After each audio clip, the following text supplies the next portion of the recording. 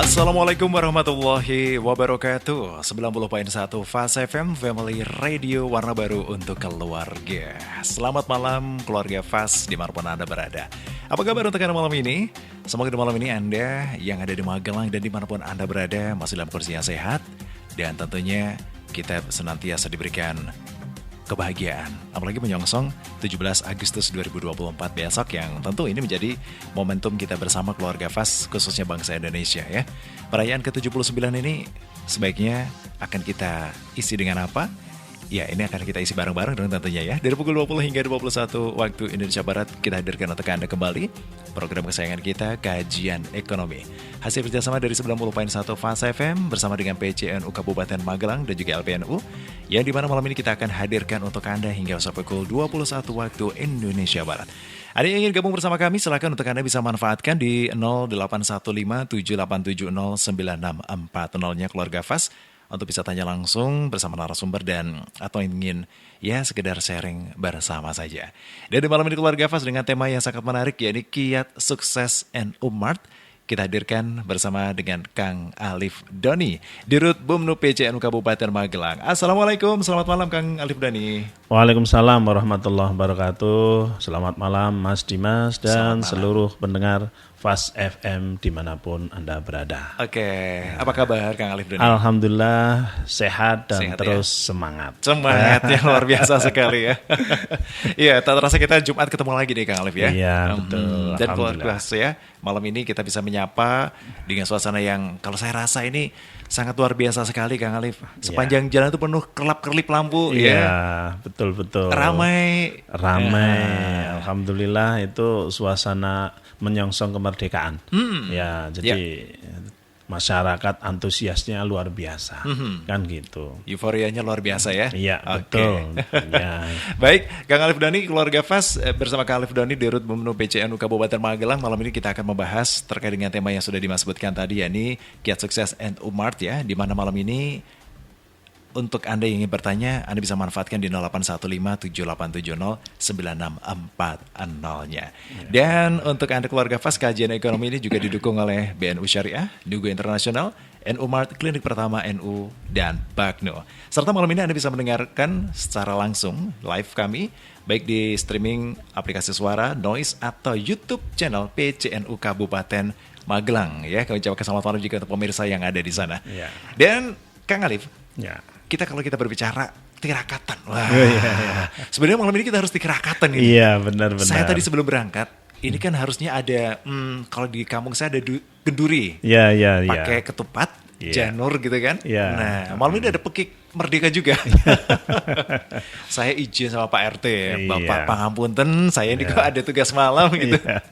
Nah, kira-kira di tempat Kang Alif Doni gimana? Ada juga kegiatan yang sama mungkin? Ya, sama. Makanya sebelum kita bahas tema malam hari ini terkait dengan Kiat Sukses NU Mart, kita coba sedikit kasih refleksi kemerdekaan yang ke-79 Republik Indonesia.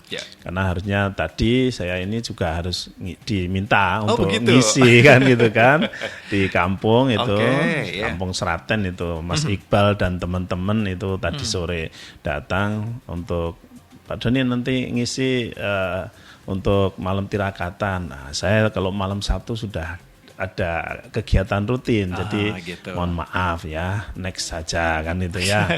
Tapi sesuatu hal yang menarik untuk kita bicarakan terkait dengan refleksi kemerdekaan itu.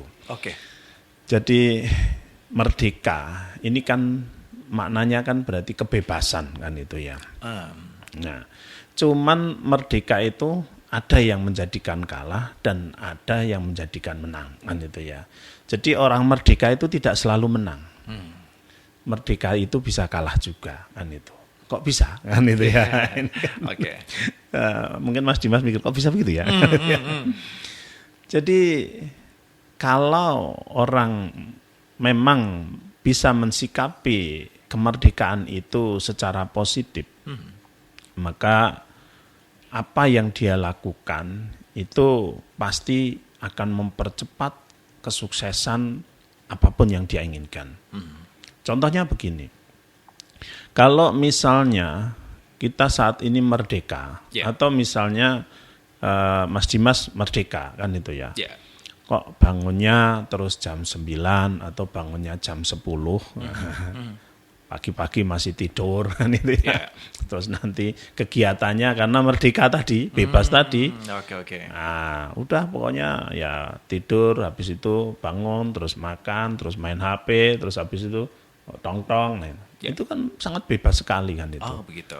Tapi kemerdekaan yang seperti itu, itulah yang kita katakan bahwa kemerdekaannya itu membawa kekalahan bagi dia. Ya, kan gitu.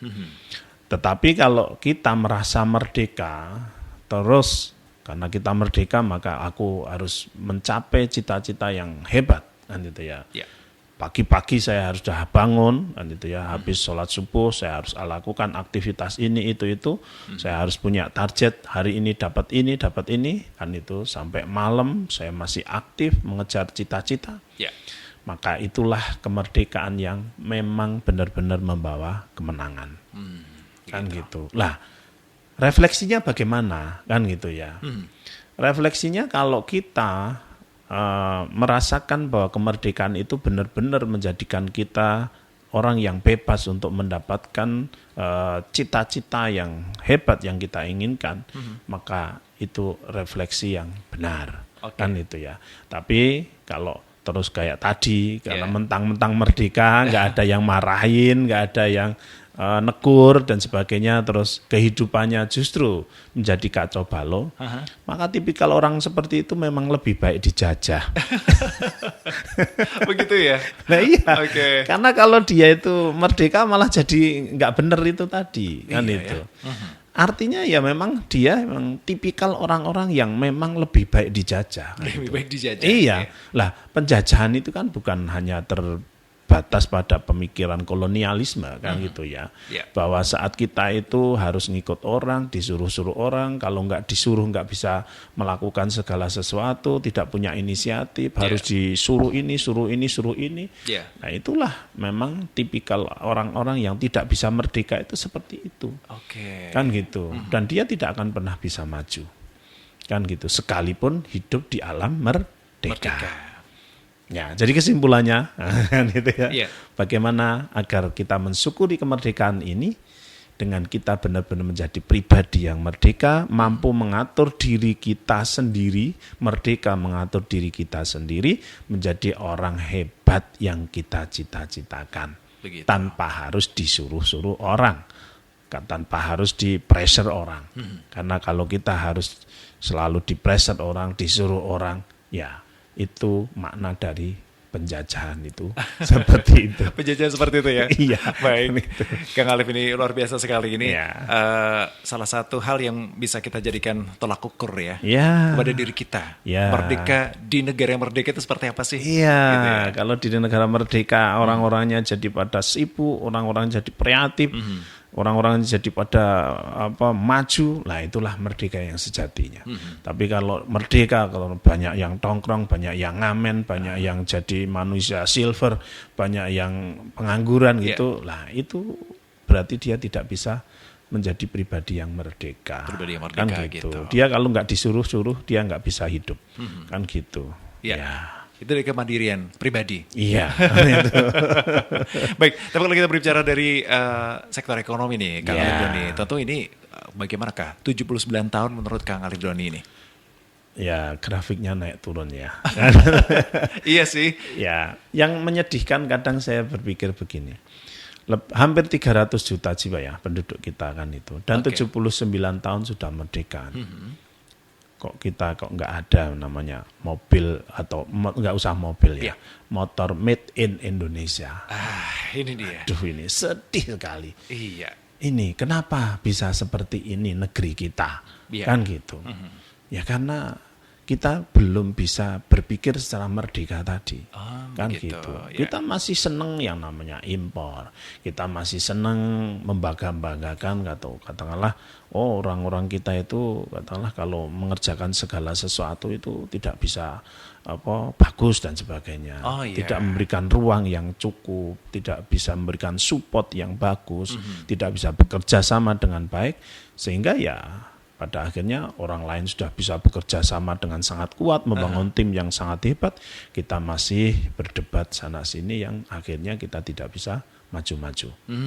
Itu seperti itu. Kita gaduh di negeri sendiri ya. Ya, kita sering gaduh ya kan gitu ya. Kang Alif tadi, kalau Kang Alif kan mengatakan motor ya, produk sendiri belum ada gitu. Jangan ke motor, kedelai aja.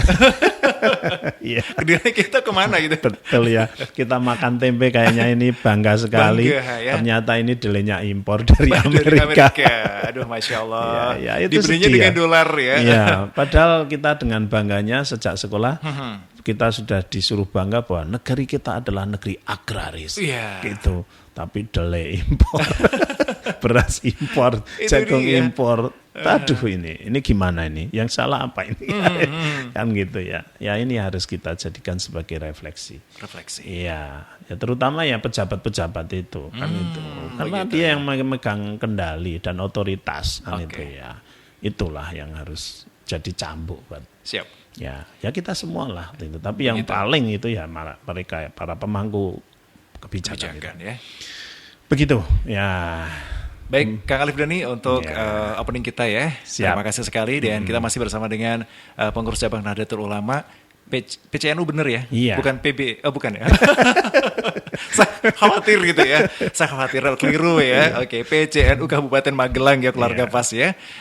Pada kesempatan kali ini bersama Kang Alif Doni, Dirut Bumnu PCNU Kabupaten Magelang, yang nanti kita akan membahas terkait dengan bagaimanakah kemajuan dari kiat suksesnya NU Mart. Nah, Anda tentu penasaran kan? NU Mart ini sudah ada 4 kalau kurang lebih ya kan? Iya, betul. Ya. Ada di mana aja nih, Kang? Yang pertama lahir di MBC Serumbung. Ini lahirnya ya. Yang kedua di Borobudur.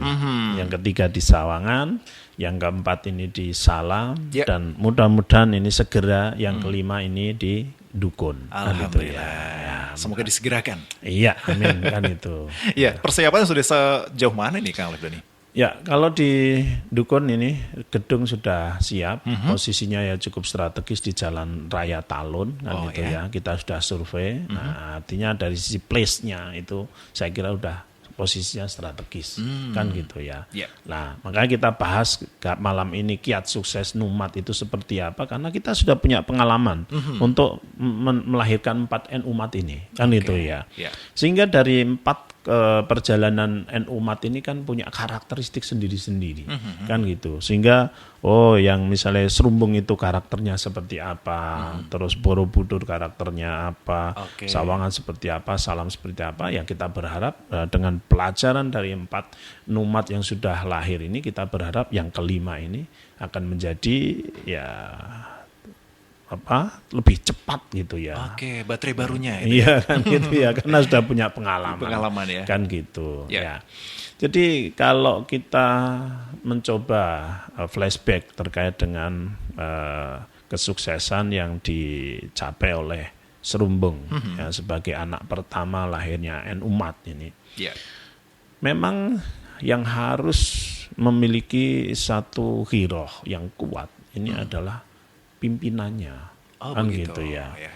Jadi otaknya, kepalanya ini memang harus punya semangat yang luar biasa, kan gitu. Nah, kalau kebetulan waktu itu kalau di Serumbung itu digerakkan oleh pimpinannya Gus Bahak dan teman-teman itu kan cukup serius kan itu ya. Bagaimana beliau dengan semangat mensosialisasikan bahwa lahirnya NUMAT ini akan membawa dampak yang bagus. Pertentangannya waktu itu ya sengit ya kan itu ya, karena dipikir ini NUMAT ini nanti bisa membunuh warung-warung sekitar, kan itu ya. Itu kan waktu itu ya. Ya kan itu. Ya kita kan memang sering dan banyak berdebat ya, kan gitu ya. Tetapi bahwa menjalankan sesuatu dengan proses, kalau orang Jepang kaizen namanya ya. Kaizen itu menyempurnakan begitu ya. Jadi mulailah dari apa yang bisa kita lakukan, mulai saja. Karena kita tidak bisa melakukan segala sesuatu langsung dalam posisi kesempurnaan, itu nggak bisa. Kan gitu. Maka lakukan saja kan itu ya. Lah terkait dengan kaidah-kaidah sosiologi dan sebagainya kan kita bisa yang khawatirkan itu seperti ini kan itu ya. Maka kita harus nanti cari solusi seperti ini kan itu ya. Ya, terbukti bahwa lahirnya NU Umat itu ternyata tidak menjadikan pesaing bagi warung sekitarnya, justru jadi mitra. Nah ini kan, kenapa bisa jadi mitra? Karena warung-warung sekitar itu bisa belanja di Numat, sehingga nanti dia itu dapat poin, dapat reward, dan dia bisa menjual dengan harga Numat itu sebenarnya sudah dapat untung kan itu ya. Nah, kalau selisih-selisih dikit kan tidak masalah kan itu kan tetap mereka kalau misalnya warga itu kan membeli di warung terdekat itu kan juga kaidah hubungan sosial yang baik juga kan kan gitu. Nah, maka lahirnya Numat di Serumbung ini menjadi satu prototipe yang cukup luar biasa bagi MBC lain untuk ikut mengikuti jejak sukses dari NU Umat yang ada di MBC Serumbung. Dan itu. Bahkan kalau ada dari luar itu studi banding ya biasanya kayak mau milih yang mana? Mau Serumbung itu. Serumbung seperti itu kan itu ya.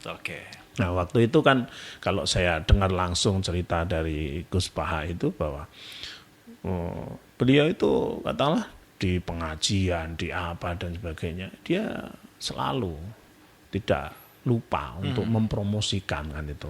Waktu itu dimulai dari kotak koin sebenarnya, itu ya dimulai dari kotak koin sebagai permodalan yang bagaimana bisa untuk mendapatkan dana-dana dari masyarakat yang terkait ada tasyarufnya 5 tasyaruf itu, ya, ada yang kesehatan diwujudkan ambulan, terus tangga bencana untuk kalau ada bencana langsung kita punya dana untuk bisa untuk membantu kan itu, terus pendidikan, terus ada juga yang itu pemberdayaan ekonomi. Nah, itu digunakanlah untuk yang pengembangan ekonomi itu untuk salah satunya untuk Numat itu di samping support dari BNU Syariah. Gitu. Nah, ternyata hasil kerja keras dari pengurus itu membuahkan hasil bahwa masyarakat atau para pemegang kotak koin waktu itu yang kita jadikan sebagai segmen pasar itu langsung solid untuk belanja di NU Umat itu. Sehingga ya cepat sekali dan alhamdulillah ini sudah balik modal kayaknya. Alhamdulillah. Baru berjalan ya mungkin ya belum ada ya 3 tahun. 3 tahun ini ya gitu. Udah. Baik. Kan gitu. Padahal modal awal 400-an juta kalau nggak salah ya, atau berapa? Ya kalau dulu awalnya itu masih belum ada segitu. Belum ada segitu. Ya jadi namanya pertama kali itu kan segala sesuatunya masih pakai satu modal yang efisien. Seminim mungkin. Seefisien ya. Kan itu ya. Oke. Berarti koin Lazisnu ya, boleh disampaikan koin NU ya. Ini kan artinya kepada keluarga FAS atau masyarakat yang mungkin selama ini rajin memasukkan koin NU-nya gitu. Ini jadi tergugah semangatnya. Itu jadi wakaf produktif itu. Nah, ini dia. Ini kan menarik juga. Ada kata-kata wakaf produktif kan itu. Lah wakaf produktif itu apa kan itu kan salah satu strategi permodalan di NU Umat itu kan ada wakaf produktif itu. Dari salah satu bagian dari hasil kotak koin itu. Jadi kalau kita misalnya nyumbang kan itu ya. Misalnya entah 100.000, entah 200.000 atau mungkin 1 juta. Begitu kita nyumbang, terus nanti ternyata sumbangan itu digunakan untuk misalnya kegiatan pengajian atau mungkin santunan apa kan itu ya. Itu kan begitu kita salurkan sudah selesai, acara selesai kan itu kan itu. Tapi konsep wakaf infak produktif ini kan begitu kita nyumbang katakanlah 100.000 atau mungkin 1 juta diwujudkan dalam satu kegiatan usaha. Nah, ini kan jadi muter kan itu ya kan itu. Jadi sekali kita membuat NU Umat ini maka hasilnya yang setiap bulan katakanlah rata-rata di kisaran antara 12 sampai 19 juta lah kan gitu setiap bulan. ini kan menjadi satu sumber mata air dana yang bisa digunakan untuk kegiatan-kegiatan support dakwah di MBC tersebut. Kan gitu. Nah, disinilah yang dinamakan wakaf produktif itu menjadi satu hal yang menarik karena apa? Karena tidak langsung kasih habis. Kan itu. Tapi kasih terus diwujudkan dalam badan usaha, terus badan usaha itu menghasilkan, maka hasilnya itu yang digunakan untuk berbagai macam kegiatan, kan gitu. Sehingga wakafnya ini nggak akan habis, justru akan semakin berkembang, kan itu. Nah, itu seperti itu. Jadi bermanfaat bersama gitu ya? Bermanfaat sekali, ya. Dan ini adalah bagian dari kearifan dan kecerdasan dari para pimpinan-pimpinan Nahdien saat ini di Kabupaten Magelang ya. Kan itu ya. Begitu. Kan itu. Baik, Kang Alif Doni, ini namanya menarik sekali memang PJNU Kabupaten Magelang selain untuk menggenjot kemandirian dari para kadernya, gitu ya. Ini kemandirian ekonomi juga terus diupayakan. Iya, ini sangat luar biasa sekali dan ini akan kita kaji terus, Kang Doni. Karena kita juga akan break dulu setelah jeda berikut ini Keluarga Fas. Kami akan kembali untuk Anda tetap di kajian ekonomi, sehat jasmani, sehat rohani, dan sehat ekonomi.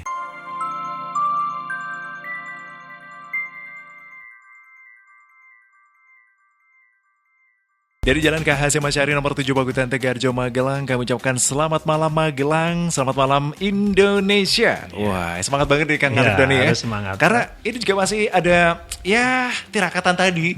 Tirakatan, doa bersama dan pentas 17-an biasanya. Nah, kali ini kita pentaskan Kang Alif Doni di kajian ekonomi.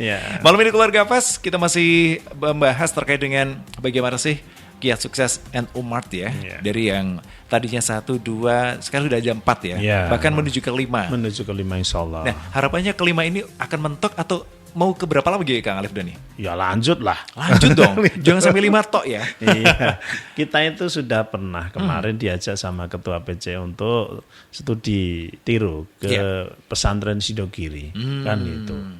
Betapa kita wow di sana karena ternyata di sana pesantren sudah punya 285 mat. 285, Masya Allah. Itu tersebar di mana? Ya di daerah Jawa Timur sana, sama ada sampai di ini rest area segala macam sudah ada. Gitu. Dan kadang mereka jaraknya itu juga nggak jauh-jauh ya, kan itu ya. Kadang kita lihat tuh jaraknya ya mungkin cuman sekitar mungkin 100 meter ada kan itu ya. Luar biasa. Itu terlalu dekat itu. Bagi saya itu terlalu dekat Kang Alif. Iya. Tapi kan kalau kita lihat Alfamart, Indomart itu selalu berdekatan. Wah, itu berkompetisi jangan-jangan. Ya, memang pasar itu kan seperti itu. Seperti itu ya. Jadi kita itu berpikir konstruktif dalam konsep ekonomi. Kalau kita jualan sendiri itu kan seolah-olah kan nggak ada kompetitornya ya. Betul. Bisa jadi, kan gitu ya. Tetapi kenapa orang menuju ke pasar? Yang justru di situ banyak pedagang. Kan itu. Sejenis lagi. Iya, kan itu ya. Jadi disitulah kita harus belajar cara berpikir konsumen itu seperti apa. Konsumen kan selalu pingin pilih kan itu ya. Kalau cuma satu kan mereka males. Nanti kalau ke sini, kalau ini nggak ada selesai kan itu ya. Tapi begitu dia datang ke pasar, yang sini kebetulan habis, langsung bisa ke sini. Yang sini kebetulan nggak ada, ke sebelahnya kan itu ya. Jadi itu kan hukum pasar kan gitu ya. Jadi justru semakin ramai penjual di situ, berarti nilai ekonomi yang akan tumbuh di situ juga akan semakin besar. Yang penting tadi penataan tadi. Karena apa? Ya pasar itu bisa terbentuk pasar sehat kalau di situ itu bersaing dalam konteks yang sehat. Kalau bersaing banting-bantingan harga, saling mencaci, saling menjatuhkan, ya ini tidak sehat. Dan Islam kan tidak mengajarkan seperti itu, kan gitu. Islam kan mengajarkan bagaimana agar di dalam berdagang itu ada kaidah-kaidah yang harus dipegang, kan gitu ya. Ada guidance-nya ya. Ya, jangan menjelek-jelekkan produk orang, kan gitu ya. Terus jangan menyembunyikan kejelekan produk dan sebagainya. Ini kan sebenarnya ajaran Islam itu luar biasa. Betul. Tapi kita harus berlatih terkait dengan perilaku ini. Lah Kanjeng Nabi itu kan sudah mencontohkan sebagai seorang pribadi pebisnis yang hebat. Nah kita kan jangan cuma baca literasinya saja. Ya.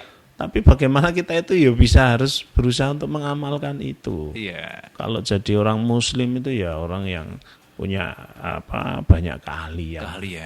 Tapi karakter dasarnya sidik, tablik, amanah, fatonah itu terinstal. Itu ya, sehingga disiplin ilmu apapun yang berada di kita, kalau berada di dalam fondasi sidik, tablik, amanah, fatonah tadi, ya insya Allah jadi manfaat. Insya Allah sekalipun dekatan sekalipun nggak akan bertengkar, nggak akan pukul-pukulan. Karena semua diajarkan oleh Kanjeng Nabi bagaimana berperilaku yang baik gitu. Uswatun hasanah. Uswatun hasanah. Kalau kita berkaca tadi ke studi tiru yang ada di Situbondo ya, betul ya. Mana ya Sidogiri itu mana? Sidogiri. Baik. Apa yang bisa kita install di Magelang ini sebenarnya, Kang? Ya. Ada sebuah pembelajaran panjang di pesantren itu di mana itu dia lahir dari tahun 60-an, kan itu. Ya. Terus baru sekitar kalau nggak salah di sekitar tahun 80-an lah itu kehidupan ekonomi pesantren itu mulai dirintis. Boleh sebut nama pesantren? Sidogiri itu. Sidogiri? Iya, pesantren. Apa gitu? Ya pesantren Sidogiri itu. Saya kira Sidogiri itu nama desa, daerah gitu. Ya kan kalau di sana itu kan pesantren Lirboyo, pesantren mana itu, ya nama-nama desanya kan gitu ya. Jadi, baik. Jadi keterpimpinan yang memiliki satu visi yang jelas, ini menjadi menjadi satu strategi keberhasilan yang cukup keberhasilan cukup bagus. Leadership ya? Ya, leadership. Artinya keterpimpinan dalam satu visi yang jelas. Oke. Nah, Magelang ini kan sudah visinya kan jelas ya. Kita sudah buat 5 pilar kemandirian. Kan gitu ya. Nah, kalau bicara lebih spesifik terkait dengan NU-MAT. NU-MAT ini kan satu prototipe yang sudah ada kan itu ya. Di Serumbung berhasil, dilanjutkan di Borobudur, dilanjutkan di Sawangan, dilanjutkan di Salam, ini mau ke Dugon, kan itu. Dan dari data yang kita dapatkan itu artinya hasil dari kerja keras para pengurus yang mampu memimpin sebagai leader tadi, memimpin perangkatnya, memimpin jamaah dan jamiyahnya, bisa mensukseskan lahirnya NU-MAT, bisa mensukseskan profitabilitas dari NU-MAT itu, menjadikan satu cercahan di sana bahwa ternyata sekarang itu kalau kita itu butuh kegiatan-kegiatan apapun tidak selalu serta-merta iuran dan iuran. Karena ternyata ada satu konsep yang lebih bermartabat, yaitu apa? Melahirkan satu badan usaha. Nah, bahkan kalau saya sempat kemarin lihat jurnal atau berita itu, ketum PBNU kan kalau nggak salah tidak boleh itu sekarang minta uang ke jamaah untuk membiayai organisasi, kayaknya begitu. Mudah-mudahan itu inspirasi dari Magelang. Begitu ya. Iya, jadi leadership ini sekarang harus leadership ketua-ketua MBC ini bukan hanya kaidah istilahnya muamalah yang syariah yang itu ya. Tapi bagaimana kaidah bisnisnya ini juga harus dimiliki oleh para pimpinan-pimpinan di MBC itu. Walaupun kan ada perangkat bantunya, yaitu lahirkanlah namanya BUMNU di masing-masing MWC. Maka kita harus panggil orang-orang profesional di lingkungan sekitar itu untuk mengelola badan usaha di masing-masing MBC ini. Karena setelah tadi yang pertama giroh dari seorang ketua MBC maupun roisnya ini untuk bersemangat melahirkan satu badan usaha untuk melahirkan kemandirian ekonomi untuk menunjang dakwah, kegiatan dakwahnya di masing-masing MBC tadi, maka strategi yang kedua ini harus mampu mencari sosok profesional yang mau mengelola itu. Betul. Jadi yang kedua adalah kiat suksesnya setelah pengurusnya mempunyai giroh yang serius untuk melahirkan satu kalau kita berbicara spesifik ya numat kan itu ya, melahirkan numat di MBC itu.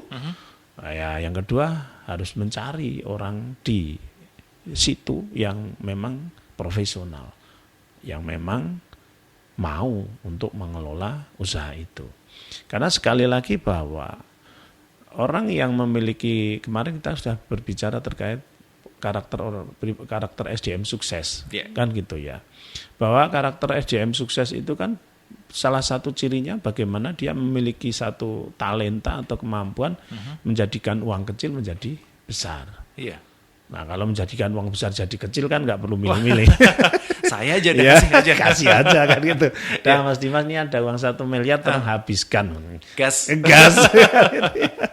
Ini tantangannya kan, ini ada uang sekian, bagaimana bisa berkembang. Nah, hasilnya nanti untuk menunjang kegiatan-kegiatan operasional dakwah di MBC itu. Nah, maka harus dicari orang yang memiliki kompetensi di situ. Ada, pasti ada. Kan gitu. Kalau tidak ada nih Kang Alif? Iya kan, mosok satu Indonesia enggak ada. Itu kan satu MBC kan tadi ya. Ya tidak harus MBC di situ juga kan. Saudaranya yang ada di Jogja, saudaranya yang ada di mana. Kan saya yakin mesti ada lah kan gitu ya. Asalkan girohnya sama gitu Asal girohnya sama kan gitu ya. Itu memang harus dicari kan itu. Nah, permasalahannya apa? Kadang kan begini ya, orang-orang profesional itu sebenarnya nahdien yang profesional itu kan sebenarnya banyak. Dan ironisnya mereka itu berkarya di ruang lain. Kan itu. Bukan di nahdien, itu banyak ya. Jadi sebenarnya ini orang nahdien yang hebat, orang nahdien yang potensi kan itu ya. Karena di nahdien tidak dikasih ruang, tidak dikasih satu kepastian sistem. Ya mereka akhirnya berkarya di tempat lain. Kan gitu. Dan ini kan sebenarnya kan kerugian bagi nahdien sendiri kan itu. Dan ini harus mulai diseriusi kan itu harus ditarik kembali nih. Iya kan, kita kan lagi banyak naturalisasi ini kan gitu ya. Indonesia itu kan lagi tren naturalisasi kan gitu. Ya kalau bisa ya orang-orang profesional nanti yang berkarya kemana-mana itu ya dinaturalisasi lah sekarang kan gitu ya. Karena dampaknya itu luar biasa. Gitu. Jadi yang kedua kiat suksesnya adalah menemukan SDM yang memiliki kompetensi untuk mengelola usaha itu secara profesional kan itu. Kalau ini ditemukan ya insya Allah sih, karena orang SDM berkarakter sukses itu ditaruh di manapun ya insya Allah bisa membangun kesuksesan. Ibaratnya benih unggul ya. Begitu tanam ya tumbuh kan itu ya kan itu. Dia mampu mengkondisikan dirinya dengan lingkungan itu sehingga bagaimana dia bisa bertumbuh kan itu. Kalau bibitnya bibit nggak unggul kan, begitu tanam sedikit, kurang air dikit aja langsung layu mati. Kan itu ya. Kurang tahan adaptasinya. Ya kan itu. Ya. Baik, Kang Alif Doni, kalau terkait berbicara NU Mart tadi ya. Tentu ini ada beberapa sejarah empiris yang sudah didapatkan. Dan terus ini akan dikembangkan. Tadi menurut Kang Alif Doni kan tidak hanya cukup 5, bahkan harapannya kan ada 21 kecamatan ya kita ya. Ya, target awalnya itu kan bagaimana agar 21 MBC itu punya numat kan itu kalau bisa. Amin. Amin kan itu. Walaupun sebenarnya sisi namanya badan usaha itu kan tidak hanya numat. Kita sempat berpikir seperti ini. Taruhlah misalnya di daerah MBC yang memiliki karakteristik ada di situ misalnya ada petaniannya yang bagus misalnya kan itu ya. Misalnya. Jadi ya udah dia bumnunya punya penggilingan padi yang di-packing dengan bagus, distandarisasi, quality controlnya bagus, ya itu didistribusikan aja ke numat-numat itu. Itu kan juga bisa jadi kan itu. Jadi numat ini hanya satu contoh badan usaha kan gitu. Tapi bahwa karakteristik di daerah itu dan kemampuan masing-masing di daerah itu kan berbeda-beda. Jadi kalau misalnya ada MBC lain yang mendirikan badan usaha dalam bentuk hal yang lebih spesifik lagi, misalnya produk beras atau produk apapun itu. Pasca Itu panen gitu ya? Ya sama aja itu. Yang penting bagaimana pesan dari kemandirian ekonominya adalah bagaimana mengenal potensi yang ada di daerah itu, dikelola secara maksimal agar itu menjadi sumber pendanaan mandiri bagi gerakan dakwah di MBC tersebut. Sehingga kalau bisa ya kegiatan-kegiatan apapun itu ya jangan sedikit-sedikit proposal itu kan ya boleh kan gitu ya. Tapi kalau kita itu sudah memiliki satu sumber pendapatan yang sudah kita jagain bisa, ya kan kita bisa lebih bermartabat kan gitu. Jadi, meskipun nanti ada istilahnya CSR gitu ya dalam sebuah BUMNU ini. Ya pastilah itu. Kalau sebenarnya kita itu selalu mengalokasikan kan itu ya. Kalau kayak gitu-gitu. Tapi kan kadang kita itu berpikirnya itu kadang overestimate apa kan itu. Jadi kalau ada, jadi maaf ya, kita saat kita punya BNU itu. Kan orang mikirnya di BNU itu kan gudang uang itu ya. Wah, jadi proposal itu ya kadang numpuk. Kayak lamaran kerja ya. Kayak lamaran kerja itu. Oke. Aduh ini kan perlu apa ya, edukasi juga. Kan gitu ya. Bahwa badan usaha itu mengalokasikan, kalau dalam bahasa umum ada CSR itu ya ada alokasi yang di situ terbatas. Iya kan gitu. CSR-nya misalnya kita kan dalam 1 tahun ya, dari 1 tahun kalau katakanlah misalnya di Bank NU itu setiap tahun itu kita punya sekitar untuk alokasi itu sekitar 30-an juta lah kan itu ya.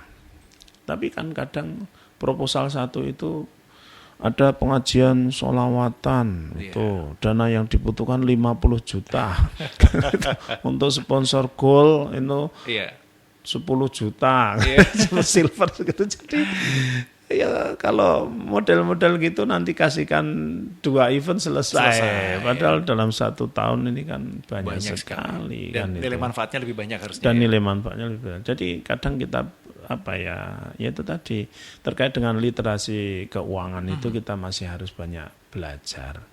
Ya itu tadi terkait dengan berpikir kemandirian itu akan lebih menjadikan kita itu menjadi pribadi-pribadi yang bermartabat. Kan gitu. Iya, dan kita bersyukur di PCNU Kabupaten Magelang itu kan pembangunan juga masif itu. Gedung yang 5 tahun seperti apa dan sekarang kalau masuk itu sudah seperti apa. Ini jangankan kita misalnya orang-orang itu. Orang PW, orang PB aja wow gitu ya. Ini kantornya keren kan gitu. Sudah lama gak kesana ini soalnya. Besok cuma melintas saja. Baik. Iya, seperti itu. Baik Kang Alif Doni, kita juga sapa untuk keluarga FAS malam ini yang baru saja bergabung di 90.1 FAS FM atau juga untuk Anda pemirsa di YouTube channel PCNU Kabupaten Magelang. Kami ucapkan selamat malam dan terima kasih untuk kebersamaan Anda. Malam ini masih terkait dengan tema Kiat Sukses NU Mart gitu ya. Kang Alif Doni, ada hampir 5 untuk NU Mart yang ada di Kabupaten Magelang. Selain tadi kiat-kiat sukses yang sudah disampaikan, tentu ada beberapa bagaimana cara merekrut SDM di NU Mart ini agar juga bisa menjadi salah satu etalase depannya NU Mart gitu kan. Jadi memang kita sudah memiliki tim untuk menseleksi orang-orang yang memang memiliki kapasitas untuk mengelola NU Mart itu kan itu. Dan kita sudah punya sistem itu kan itu. Belajar dari 4 sistem yang sudah dijalankan itu kan itu. Maka kendalanya saat ini justru kadang kita itu kalau buka lowongan-lowongan di tingkat middle management, ini kita itu kurang peminat. Oh gitu. Kalau di tenaga-tenaga teknis, operasional itu banyak. Itu ya, misalnya pramuniaga atau misalnya gudang, kasir, itu yang daftar masih banyak. Tapi begitu pada level middle management, entah itu kepala toko, entah itu manajer, apalagi direktur, ini kita buka lamaran itu yang daftar itu, ini Jarang itu ya, kan gitu ya. Nah ini yang kendala kita masih di situ ya, SDM seperti itu. Maka mau nggak mau ya kita harus kalau nggak hire ya kita ya mencoba meningkatkan ya kapasitas SDM yang sudah kita rekrut tidak kalau memiliki kapasitas seperti yang kita harapkan, kan gitu. Karena apa? Kalau dia hanya di tingkat operator itu ya masih bisanya disuruh-suruh, kan itu. Ya maaf tadi merdekanya belum. Harus disuruh-suruh kan ya. Itu. Ya kalau manajer ya di middle management itu manajer itu dia itu memang sudah punya pikiran aku itu mau ngapa, hari ini mau ngapa, target saya mau seperti apa, strategi saya seperti apa, analisisnya seperti apa, solusi seperti apa. Ini di otak ini sudah setiap hari terbangun pola itu kan itu.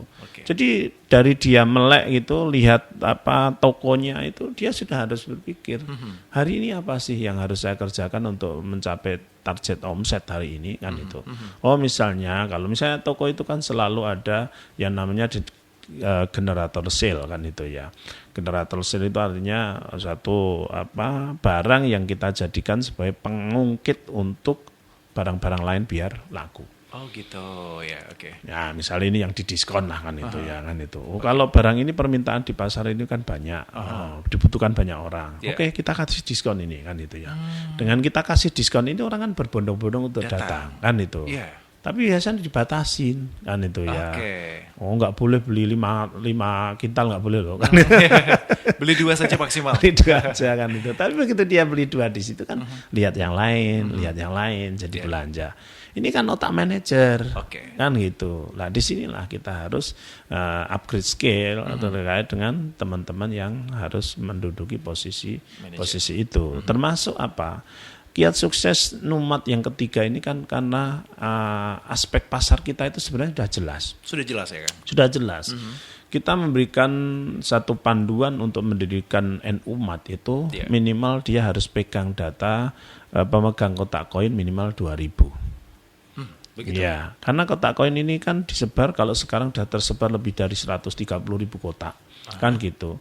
Berarti sebenarnya potensi ekonominya, kalau kita berpikir terkait dengan analisis data, kalau di dalam keluarga itu ada 2 anak, berarti ada 4 pasar, pasar bapak, pasar ibu, pasar 2 anak, kan gitu.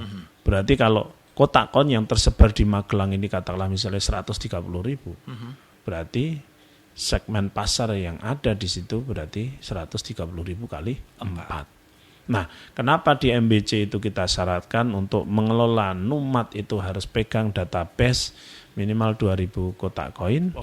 Karena dari data 2.000 kotak koin itu berarti dia sudah punya sasaran pasar sekitar 8.000.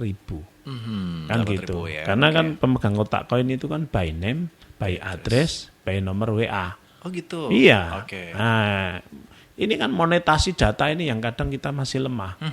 Kita kan kalau ngumpulin data ya cuma diarsipin, disimpan di komputer udah selesai kan gitu. Tapi bahwa sebenarnya data itu memiliki nilai ekonomi saat kita paham. Pemanfaatannya gimana dengan data dan itu? Ini otak manajer, kan gitu. Kalau operator nggak bisa berpikir seperti itu.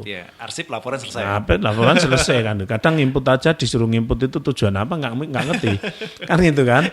Kan gitu. Padahal itu misalnya mutiara kan itu ya, mutiara bisnis kan itu ya. Oh ternyata yang di input itu orang-orang hebat kan itu ya, kan gitu. Maka ini. Dari database itu kita bisa klasifikasikan lagi kalau seorang manajer itu memang memiliki kapasitas. Oh ini saya mengklasifikasi warung, kan itu. Ada berapa warung, siapa pemiliknya, kan itu. Bisa nggak kita ajak kerjasama, kita tawari, kan gitu. Oh ini instansi kan itu ya. Oh kalau instansi pasti ada acara-acara resmi ataupun mungkin kalau dia punya gaji atau alokasi belanja pasti dia rutin kan itu. Kita tawari ajak kerjasama, kasih diskon, kasih fasilitas pelayanan, pengantaran dan sebagainya.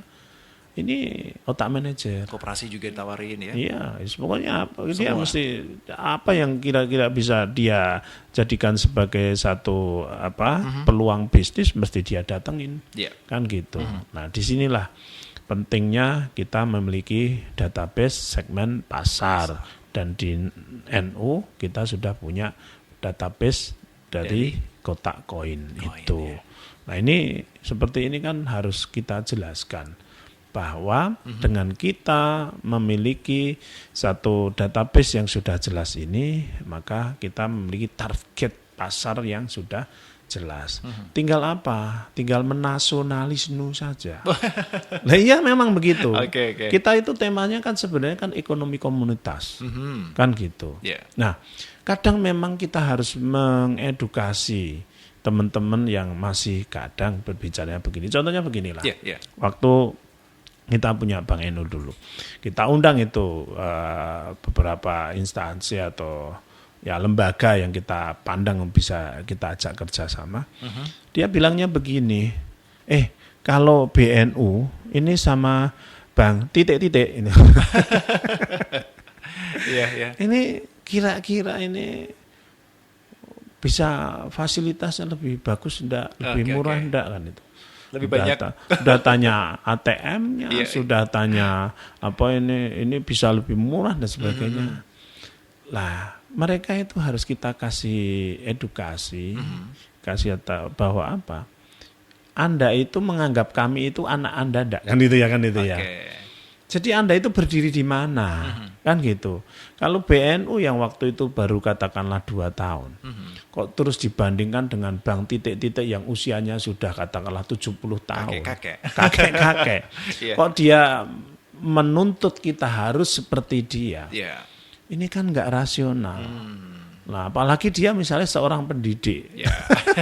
Seorang pendidik membandingkan seperti itu kan berarti kan dia tidak terbiasa untuk memberikan satu analisa yang sehat, kan itu. Yeah. Ini menjadi satu hal yang menarik juga saat kemarin saya dapat tamu dari Osaka ya, kan itu. Gitu.